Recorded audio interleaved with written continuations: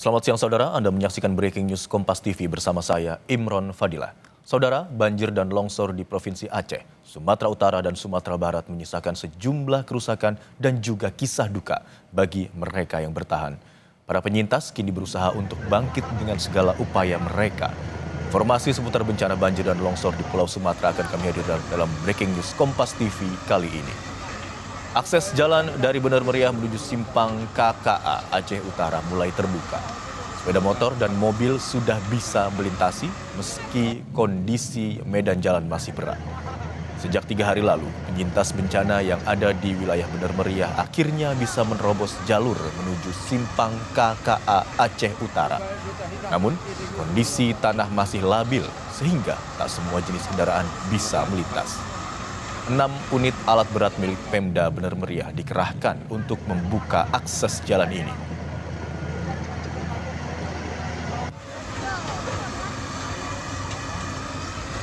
Jalan ini perlu beberapa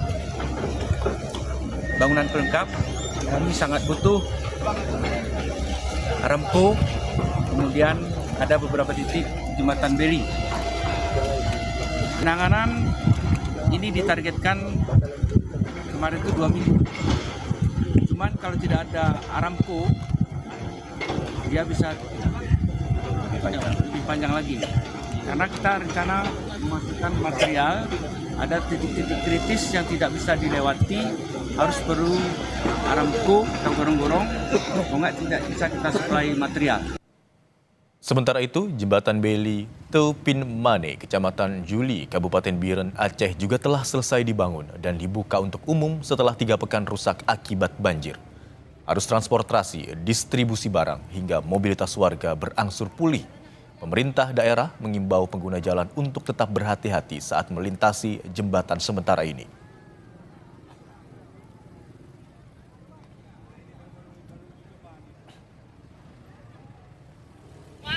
Karena sudah 20 hari nginep di tempat saudara karena jembatan putus.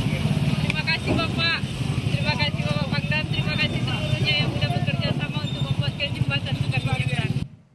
Amin, pada hari ini jembatan di tepi Mane di Biren yang menghubungkan Biren dengan ke Bener Meriah ini sudah bisa dilintasi dan bisa masyarakat menggunakan jembatan ini untuk aktivitas ekonomi dan juga kebutuhan lainnya. Percepatan ini juga merupakan rangkaian dari kegiatan antara pemulihan untuk akses jembatan kerjasama dari TNI dengan Kementerian Perhubungan Indonesia. Hampir 3 pekan bencana banjir dan longsor berlalu. Akses jalur darat di sebagian Sumatera masih lumpuh. Situasi ini tak mematahkan semangat penyintas bencana untuk bangkit, menjemput bantuan meski melewati medan yang terjal.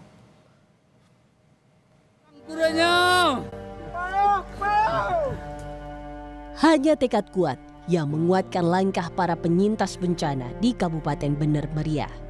Berjam-jam mereka berjalan menembus bukit terjal berlumpur demi menjemput bantuan.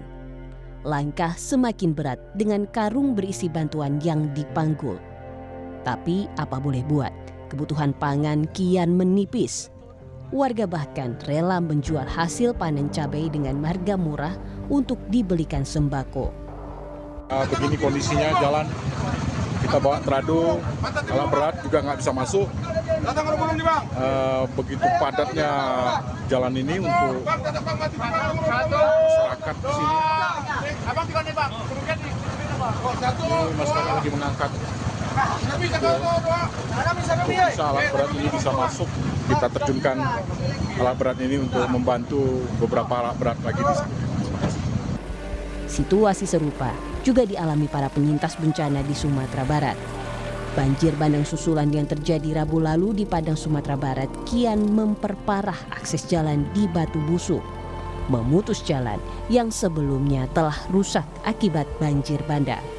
Warga pun terpaksa menjemput bantuan dengan berjalan kaki sepanjang 1 km. Dampak. Ya. Ada berapa banyak warga yang masih bertahan di RT, Ibu? 38 kakak. Kakak masih bertahan di atas ya. Selebihnya udah mengungsi. Ya. Ini kenapa jalan kaki menjemput bantuan? Kondisi jalan seperti apa? Bisa digambarkan? Jalan putus. Kapan? Hah? Kapan putus? Kemarin. Hampir 3 pekan bencana banjir dan longsor berlalu. Akses jalur darat di sebagian Sumatera masih lumpuh. Beberapa alat berat telah dikerahkan untuk membuka jalan yang terisolasi. Warga berharap perbaikan jalan ini dapat segera rampung sehingga distribusi logistik dapat diterima oleh warga. Tim Liputan Kompas TV. Sempat hidup seharian, listrik di Aceh Utara, Aceh kembali padam. Akibatnya, aktivitas warga terdampak banjir terganggu, sedangkan jaringan seluler ikut hilang. Listrik di Kabupaten Aceh Utara, Aceh, sejak Senin petang kembali padam. Padamnya listrik mengakibatkan aktivitas warga menjadi terganggu. Di Desa Blangperia, Kecamatan Samudra, warga mengeluhkan listrik yang tidak kunjung normal. Padamnya aliran listrik juga memutus akses komunikasi dikarenakan hilangnya jaringan seluler. Warga pun berharap agar perusahaan operator seluler tidak bergantung dengan adanya listrik dari PLN, sehingga jika listrik padam tidak berpengaruh terhadap jaringan seluler maupun internet.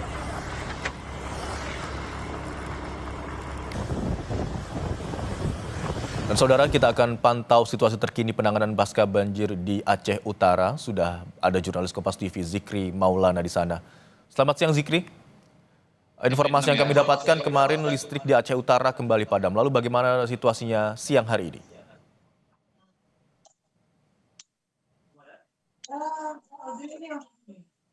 Pada Senin sore kemarin dan pagi tadi sekitar pukul 7 pagi listrik kembali menyala dan dampak sebelumnya pemadaman listrik ini memang sangat berpengaruh pada jaringan seluler dan juga internet sehingga masyarakat sangat kesulitan untuk berkomunikasi. Namun seiring berjalannya waktu internet kembali pulih ketika pagi tadi listrik kembali nyala, begitu Imron. Memang masyarakat pun berharap jika kondisi listrik di Aceh khususnya Aceh Utara padam, mereka berharap agar tidak terputus koneksi jaringan telepon seluler maupun internet. Sehingga meskipun listrik tidak ada, masyarakat tetap bisa berkomunikasi. Imron.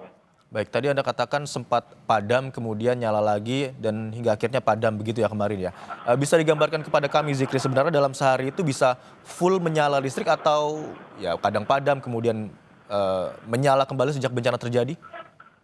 Ya, memang Imron, kondisi kelistrikan saat ini di Aceh terkhusus di lokasi saya melaporkan ini di Aceh Utara memang belum normal begitu Imron, dikarenakan masih ada terus pengerjaan dari pihak PLN, dikarenakan sebelumnya saat banjir yang melanda Aceh ada beberapa tiang listrik yang tumbang sehingga memang ini membutuhkan proses yang begitu panjang. Memang untuk terkait pemadaman listrik sebelumnya sempat terjadi di Aceh itu dengan sistem penyalaan secara bergilir, begitu Imron. Memang di lokasi tempat saya melaporkan saya ini, khususnya di Kecamatan Samudra, Kabupaten Aceh Utara, kemarin Minggu listrik sempat menyala seharian dan kemudian pada Senin kemarin sore listrik sempat padam. Itu menurut yang kami konfirmasi kepada pihak PLN ini ada kendala di pembangkit Arun Loksmawe sehingga terjadinya pemadaman hampir di sebagian wilayah Aceh, Imron. Tentu saja pemadaman listrik itu atau listrik yang padam ini tentu saja mengganggu aktivitas warga pada malam hari, terutama begitu di Zikri, termasuk pada saat penanganan bencana, termasuk juga dengan distribusi bantuan serta aktivitas warga. Bagaimana warga bisa bertahan? Iya, memang Imron, ini menjadi dilema bagi masyarakat. Di satu sisi mereka terdampak bencana memang sangat membutuhkan saat ini aliran listrik, dikarenakan banyak proses yang dilakukan oleh masyarakat terutama di rumahnya, membersihkan rumah, menggunakan mesin pompa air untuk membersihkan genangan lumpur yang di rumah. Jika listrik tidak nyala, memang ini menjadi kesulitan bagi masyarakat. Selain itu juga untuk kehidupan masyarakat sehari-hari seperti memasak nasi dan lain sebagainya. Ini makanya listrik salah satu yang sangat dibutuhkan oleh masyarakat, terutama mereka yang terdampak banjir, Imron. Zikri, informasi juga yang kami dapatkan sudah beberapa hari terakhir di Aceh Utara turun hujan dengan intensitas yang cukup tinggi. Lalu bagaimana dengan cuaca sejak pagi hingga siang hari ini? Iya, memang Imron terkait curah hujan di Aceh Utara memang ini sudah berlangsung sejak 3 hari terakhir. Ini biasanya hujan turun di tengah malam hingga menjelang pagi begitu Imron, mulai dari intensitas ringan hingga berat begitu Imron. Nah memang kondisi saat ini di siang ini di Aceh Utara, di lokasi tempat saya melaporkan saat ini memang sedang dilanda hujan dengan intensitas sedang begitu Imron.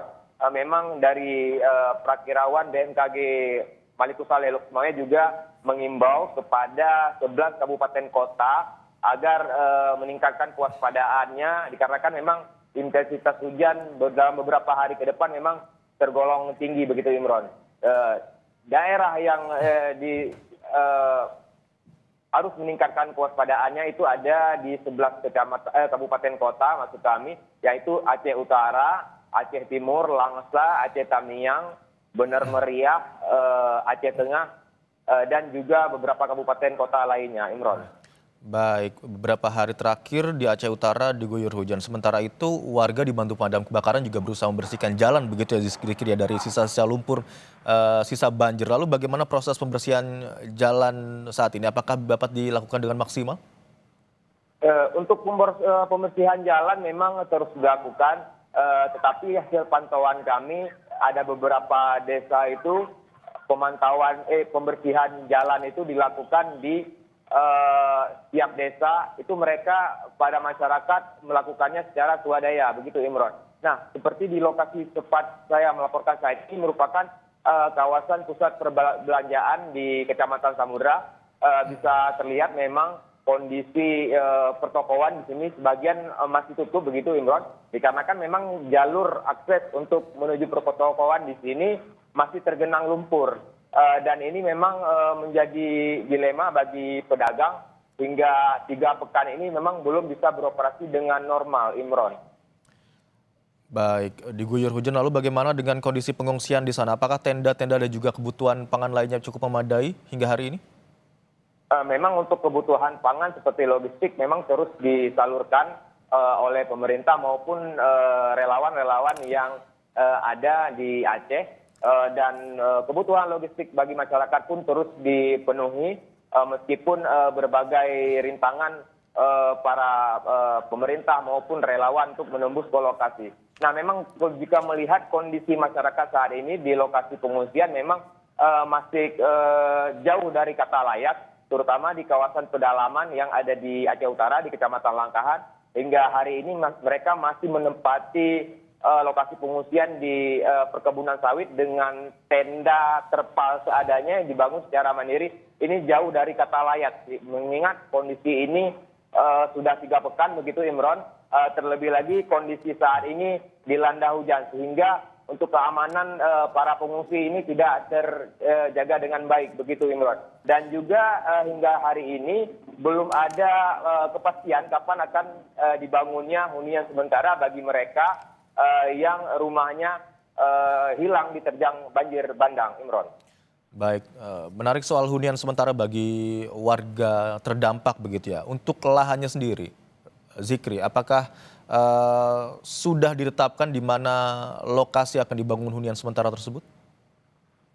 Iya, Imron, hingga hari ini kami belum mendapatkan konfirmasi apapun dari pihak pemerintah. Sejauh ini kapan akan dibangunnya hunian sementara dan lokasinya di mana begitu Imron. Namun memang yang diharapkan oleh masyarakat saat ini yaitu bagi mereka yang tidak memiliki rumah akibat diterjang banjir bandang yaitu hunian sementara maupun tenda yang lebih layak, mengingat memang kondisi sejauh beberapa hari ini memang dilanda hujan dan mereka pun masih serba kekurangan, terutama perlengkapan tidur seperti perlengkapan besi dan juga yang sangat dibutuhkan air bersih, Imron. Baik, terima kasih atas laporan Anda jurnalis Kompas TV, Zikri Maulan terkait kondisi terkini di Aceh Utara Aceh. Selamat bertugas kembali. Informasi selanjutnya, Saudara, pengungsi banjir di Aceh Tamiang semakin terdesak kebutuhan Selain listrik dan air bersih, warga juga butuh keperluan bayi dan balita di posko pengungsian di Gedung Islamic Center Aceh Tamiang, Aceh. Islamic Center Aceh Tamiang ini menjadi salah satu posko pengungsian dari bencana banjir bandang yang ada di Kabupaten Aceh Tamiang. Di gedung ini sendiri yang ada di Jalan Medan Banda Aceh terdapat hampir 1.000 lebih pengungsi yang tinggal di sini dan dinominasi oleh warga yang berasal dari Desa Karangbaru. Jadi kalau kita bisa melihat di belakang saya ini sudah cukup banyak terdapat pengungsi yang sebenarnya dinominasi oleh warga di Desa Karangbaru, Kabupaten Aceh Tamiang. Di sini mereka tidur beralaskan, ada yang beralaskan kasur, kemudian juga ada yang menggunakan karpet seperti karpet masjid itu. Kemudian di sini juga terdapat banyak stok pakaian dari para warga yang pengungsi ini. Saya akan coba mengajak Anda untuk berbincang dengan salah satu pengungsi yang tinggal di sini bersama dengan anak yang masih kecil. Halo, selamat sore Ibu. Dengan siapa Bu? Dengan Vera. Bu, kalau boleh tahu Bu Vera sudah berapa lama Bu tinggal di pengungsian? Hampir 3 minggu Pak. Bu, kalau untuk kebutuhan si adanya sendiri gimana Bu? Pasti kan ada susu, ada segala macam. Susah nggak ngedapetin Bu? Susah Pak. Awal-awalnya susah, pampers, susu, air bersih untuk minum susu juga susah Pak. Kalau sekarang alhamdulillah udah ditangani sama. Masih belum tercukupi waktu itu? Pak, masih belum tercukupi. Berarti kalau Ibu Vera sendiri Bu, mungkin harapannya untuk tinggal di sini, mana juga kan ada dengan anak kecil, apa Bu harapannya Bu? Harapannya semoga bisa dipermudah segalanya Pak. Karena kan di sini banyak anak kecil, lampu juga nggak nyala Pak di sini, gitu. Iya. Terima kasih Bu Vera ya, semoga cepat selesai ini masalah Bu. Terima kasih. Ya pemirsa, seperti itulah tadi kondisi yang ada di Gedung Islamic Center yang menjadi salah satu posko penanggulangan bencana yang ada di Kabupaten Aceh Tamiang.